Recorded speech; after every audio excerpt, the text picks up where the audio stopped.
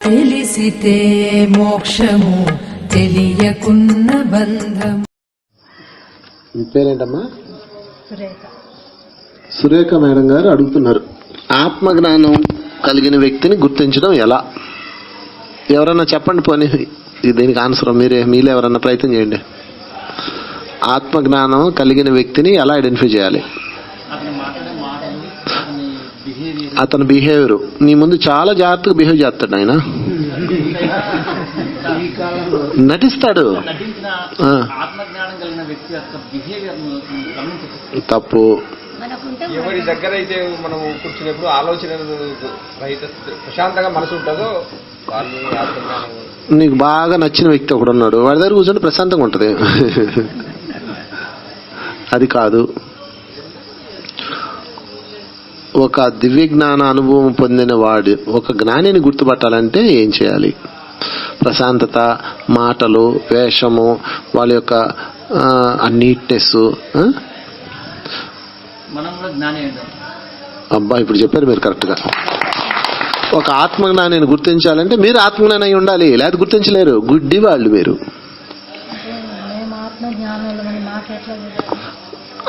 నేను ఆత్మజ్ఞాని ఎలా అవ్వాలి? దానికి ఇదిగో 4 ధ్యానము చెప్పండి, సాంగత్యం, స్వాధ్యాయం, ప్రబోధం. ఈ 4 ఉంటే మీరు ఆత్మజ్ఞాని అయిపోయినట్టే. అందుకే వారానికి ఒకసారి కూర్చొని నేను ధ్యానం చేస్తున్నాను ఈ వారం అంతా, అయ్యో మిస్ అయిపోతున్నానే, చేయట్లేదే, దాన్ని పెంచుకోండి. 2 సజ్జన సంగత్యం. ఎప్పుడు నేను సజ్జనత్వంలో ఉన్న వాళ్ళతోనే మాట్లాడుతున్నానా, నెగిటివ్ గాలతో మాట్లాడుతున్నానా, అబ్బా ఈ వారం అంతా పుల్లమ్మతో ఎల్లమ్మతో మాట్లాడి నా బుర్ర ఖరాబ్ చేసుకున్నాను అని మీకు మీరు చెక్ చేసుకోవాలి. 3 స్వాధ్యాయం. మిమ్మల్ని నన్ను నేను చెక్ చేసుకుంటున్నానా, నన్ను నేను వెనకేసుకుని రాకుండా అని చెక్ చేసుకోవాలి. అదేవిధంగా పుస్తకాలు చదువుతున్నానా అని చెక్ చేసుకోవాలి. ఇక 4వది ప్రబోధం. నేను ఆధ్యాత్మిక విషయాలు వింటున్నాను కానీ ఈ మధ్య చెప్పడం లేదు, చెప్పడానికి ప్రయత్నం చేయాలి. ఈ 4 మీరు ఒకే రేషియోలో ఉండేలా చూసుకోవాలి. అప్పుడు మీరు ఆత్మజ్ఞానవంతులు అవుతారమ్మా. మళ్ళీ మీరు 4 మానేస్తే మళ్ళీ డౌన్ అవుతారు. మీరు అక్కడే ఉండిపోతారు అనుకున్నారు. విశ్వామిత్రుడు చింగుమని ఎక్కేవాడు, మళ్ళీ చింగుమని దిగేవాడు, మళ్ళీ చింగుమని ఎక్కేవాడు. ఇది వేవ్ అనమాట. ఎప్పటిదాకా జాగ్రత్తగా ఉండాలి అంటే చివరిదాకా ఉండాల్సిందే. అందుకని నిరంతరం ఈ 4 నేను ఉంటున్నానా లేదా అని మీరు పరిశీలించుకుంటూ ఉండాలి. అప్పుడు మీరు ఆత్మజ్ఞానవంతులు అవుతారు. అప్పుడే మీరు ఆత్మజ్ఞానిని గుర్తుపడతారు. లేకపోతే పప్పులో కాలేస్తారు, వేషధారణలు చూసి మోసపోతారు. నేను ఎలా చిన్న ఎగ్జాంపుల్ చెప్తాను, నా ఎక్స్పీరియన్స్. ఒక మేడం ఉంది, నేనంటే ఆమెకి పరమ భక్తి. కానీ మనం ఎలా ఉంటాం, మహా ర్యాష్గా ఉంటాను. నేను పొగరబోతాను అనమాట. ఒక సిస్టమేటిక్ అంటే ఒక హుందాగా ఉండడం, ఒక గౌరవప్రదంగా మాట్లాడడం అట్లా ఉండడం. నేను సహజంగా న్యాచురల్గా ఉంటాను. ఓకే. అదేవిధంగా గడ్డం చేసుకోవాల్సి వచ్చినా బద్దకం వచ్చింది అనుకోండి, ఒక్కోసారి చేసుకోను, మాసిపోయిన గడ్డంతో ఉంటాను. ఒక్కోసారి అట్లా నాకు ఎలా ఉండాలనిపిస్తే అలా ఉంటాను, నేను సహజంగా ఉంటాను అనమాట. ఆ మేడము ఒకరోజు ఇంకొక మాస్టర్ వచ్చాడు. ఓకే. ఇంకొక ఆయన ఎప్పుడు ట్రిమ్గా ఉంటాడు అనమాట. వైట్ డ్రెస్ నలగదు, ఎప్పుడు డ్రెస్, మొహం మీద చిన్న తెల్లటి చిరునవ్వు, స్వచ్ఛంగా శ్వేతం వెన్నెల్లా ఉంటాడు ఆయన. చెప్పాలంటే నిజం చెప్పాలంటే అలాగే ఉంటాడు. వెన్నెలు చూస్తే ఆయన చూస్తే వెన్నెలు చూడక్కర్లా, అంత ఎప్పుడు చిన్న చిరునవ్వు నవ్వుతూ అమ్మ చెప్పండి తల్లి అని చేతులు జోడించి అందరికి నమస్కరిస్తూ అత్యంత మనోహరంగా అద్భుతంగా ఉంటాడు. మనమేమో మాస్ సినిమాలో హీరోలా ఉంటాం, ఆయనేమో క్లాస్ సినిమాలో హీరోలా ఉంటాడు. ఆ మేడం నా క్లాస్ వీకింది వచ్చి, సార్ మీరు మిమ్మల్ని మార్చుకోండి సార్, ఆయన చూడండి ఎంత బ్యూటిఫుల్, ఎంత మనోహరము, మీరు ఏంటి అలా ర్యాష్గా మాట్లాడతారు, అవసరం తిట్టేస్తారు మమ్మల్ని అని ఎంత కూల్గా, అసలు ఎంత సుకుమారంగా చెప్తాడో మీరు చూస్తే అసలు మీరే నాకు అనిపిస్తుంది సార్, మీరు కూడా అలా అయితే ఎంత బాగుంటుంది సార్ అందే. అనేసి ఏం చేసింది, దుకాణం మార్చేసింది. దుకాణం మార్చడం అంటే అర్థమైందా? ఆ పార్టీలోకి వెళ్ళిపోయింది, నాకు బై కొట్టేసింది. సరే ఏం చేస్తాం, మన ప్రారంభం అనుకుని గమ్మును కూర్చున్నాం. మనం మనలాగే ఉండాలండో, ఎప్పుడు మార్చుకోకూడదు. మనం కరెక్ట్గా ఉన్నాం లేదా మనకు తెలియాలి, కరెక్ట్గా లేకపోతే మనం మార్చుకోవాలి. వాళ్ళు చెప్పాను మనకు మారుతాం, మన సేమ్ స్టైల్. రంగు ఎన్ని రోజులు ఉంటుంది? కొద్ది రోజులు ఉంటుంది. కొద్ది రోజులు అసలు రూపం చూసింది. ఆయన ఒకరోజు అనుకోకుండా వాళ్ళింటికి వెళ్ళింది. వాళ్ళింటికి వెళ్ళే తల్లికి ఆయన వాళ్ళ ఆమెని చావ కొడతా ఉన్నాడు. ఏమో చూసినా ఆ మనోహర స్వాతి ముత్యపు వాడు లేడు అక్కడ. ఏం జరుగుతుంది రెండు అన్నాడు. పాప వాళ్ళ ఆవిడ గోడ కొట్టినట్టున్నాడు, ఏడుస్తా కూర్చుంది. పెద్ద పెద్ద గరుపులు కేకలు అంతా సినిమా అంతా చూసింది. చూసిన తర్వాత నెల రోజులకి మొత్తం మీద సినిమా అర్థమైంది. మళ్ళీ నా దగ్గరకు వచ్చింది. సార్ ఇలా జరిగింది సార్, అలా జరిగింది సార్ అంది. మేడం ఇప్పుడు చెప్పండి మేడం, నేను ఇప్పుడు ఏం చేయను, నేను కూడా అలాగ ఉంటే బాగుండు అనిపిస్తుంది అన్నాను. వద్దు సార్ మీరు ఇలాగే ఉన్నాను సార్ అందే. ఆమె నన్ను గుర్తించలేకపోయింది. ఎందుకని? ఆత్మజ్ఞాని కాదు, ఆమె జ్ఞానం అవ్వలేదు. ఇప్పుడు గుర్తించింది, ఎందుకని? జ్ఞానం అయింది కాబట్టి. కనుక మై డియర్ ఫ్రెండ్స్, మీరు జ్ఞానం అయితే తప్ప ఇంకొకరు గుర్తుపట్టలేరు. పత్రికారు ఎప్పుడు అంటారు చూడండి, మీరు ఒక కృష్ణుడు అయితేనే కృష్ణుడు పట్టుకోగలరు, ఒక బ్రహ్మర్షి అయితేనే బ్రహ్మర్షిని తెలుసుకోవాలి. ఎలా అర్థం అవుతారండి మీకు? పత్రికారు ఎలా అర్థం అవుతారు? చాలా మంది చెప్తారు నా దగ్గరకు వచ్చి, పత్రికారు ఇలా చేశాడు అలా చేశాడు అని అంటారు. నేను అంటాను, మీకు ఎలా తెలుసు అంటాను. ఆయన చేశాడంటే దాని వెనక ఎన్నో ఉంటాయి, మీకు ఎలా తెలుసు అంటాను. అదేంటి మాకెందుకు తెలియదు అంటారు. మీ స్థాయి ఏంటి? మీకు అర్థం కారు గురువులు. మీకు అర్థం అవ్వాలంటే మీరు ఆ స్థాయిలో ఉండాలి. కనుక మై డియర్ ఫ్రెండ్స్, మీ యొక్క స్థాయిని చూసుకొని అవతల వాళ్ళు అర్థం కావాలంటే అవతల వాళ్ళ స్థాయికి మీరు వెళ్ళి తీరాలి. మీకు చిన్నపిల్లాడు ఎలా అర్థం అవుతాడు? మీరు చిన్నపిల్లాడు అయితేనే అర్థం అవుతారు. మీరు పెద్దవాళ్ళుగా ఉండేసి చిన్నపిల్లవాడిని ఎప్పటికీ అర్థం చేసుకోలేరు. ఒక చిన్నపిల్లాడితో మీరు ఆడలేరు, ఎందుకంటే మీరు పెద్దవాళ్ళుగా ఉన్నారు కాబట్టి.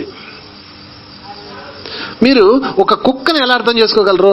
నేను అర్థం చేసుకున్నా తెలుసా మీకు? ఒక కుక్కకి ఏం కావాలో నాకు తెలుసు, ఎందుకంటే నేను ఆ కుక్క అయిపోతాను అంతే. సింపుల్, దానిలోకి వెళ్ళిపోవాలి. వీధి కుక్కలు చూసారా మీకు? వీధి కుక్కలు ఉన్నాయా? ప్రశాంతంగా ఉంటాయి. ఇంట్లో కుక్కలు ఉన్నాయా?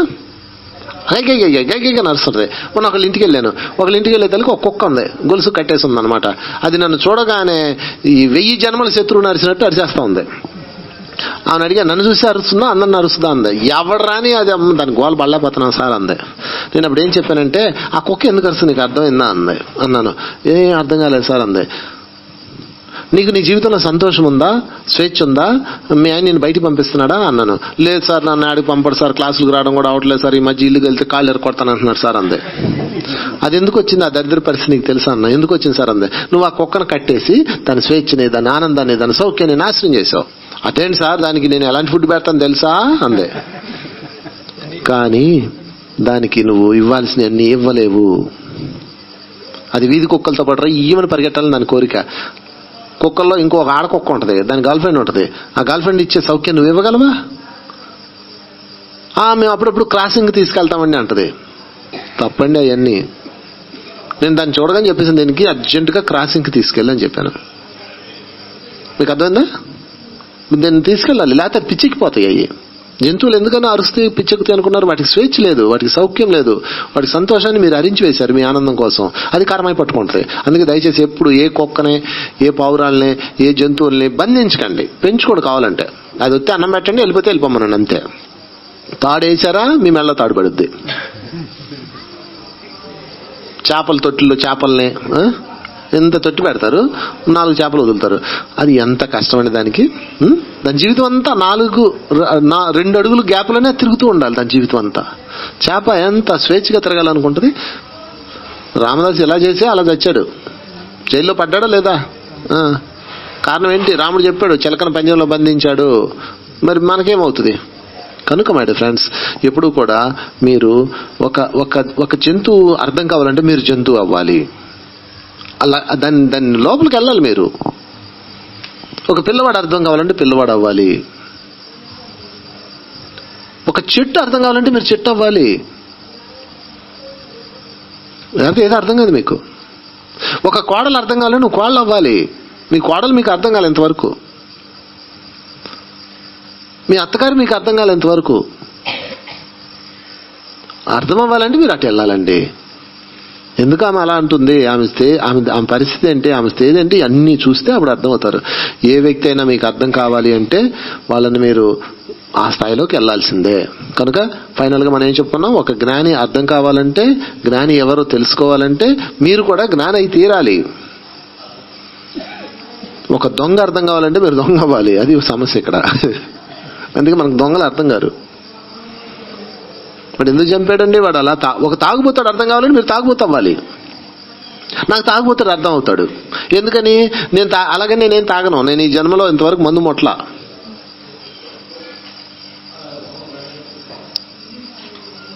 నాకు మరి తాగుబోతే ఎలా అర్థమైపోతాడు? నేను ఏ తాగుబోతుని తిట్టని తెలుసా అండి? నాకు చాలా మంది చెప్తారు, వాడు చూడండి ఎలా తాగేస్తున్నాడు అంటాడు. పాపం వాడు నాయకులా దొంగ చూపు చూస్తుంటాడు. తీసుకొస్తారని నా దగ్గరికి వాడిని మార్చండి అని, కౌన్సిలింగ్ ఇవ్వండి అని. నాకు తాగుబోతే అర్థమైపోతాడు. నేను అప్పుడు చెప్తాను, వాడు నిజంగా తాగాలని లేదు, వాడికి తాగుబోతుకు తాగాలని ఉండదు. మీకు తెలుసో లేదో, మానాలనే ఉంటుంది. నా భార్య ఏడుస్తుంది, నా పిల్లలు ఏడుస్తున్నారు, వాడు మానేయాలని అని ఉంటుంది వాడికి. కానీ సాయంత్రం అయ్యేతలకి వాడి నాలిక సర్రమని లాగుతుంటది. ఆ టైంకి వాడి జీవితం వాడి ఇంద్రియానికి కనెక్ట్ అయిపోతాడు అనమాట. ఏమయ్యా అవునా కాదా? నాకెలా అర్థమయ్యాడు? మరి నేను తాగుబోతును కాదే. మీరు తాగుబోతే అవ్వక్కర్లేదు, వాళ్ళ లోపలికి వెళ్తే చాలు. మీరు పిల్లోడే అవ్వక్కర్లేదు, వాళ్ళ లోపలికి వెళ్తే చాలు. మీరు జంతువు అవ్వక్కర్లేదు, దాని లోపలికి వెళ్తే చాలు. ఎందుకంటే మీరు లోపలికి వెళ్ళగలరు. ఎందుకంటే మీరు దేహం కాదు, ఆత్మస్వరూపులు.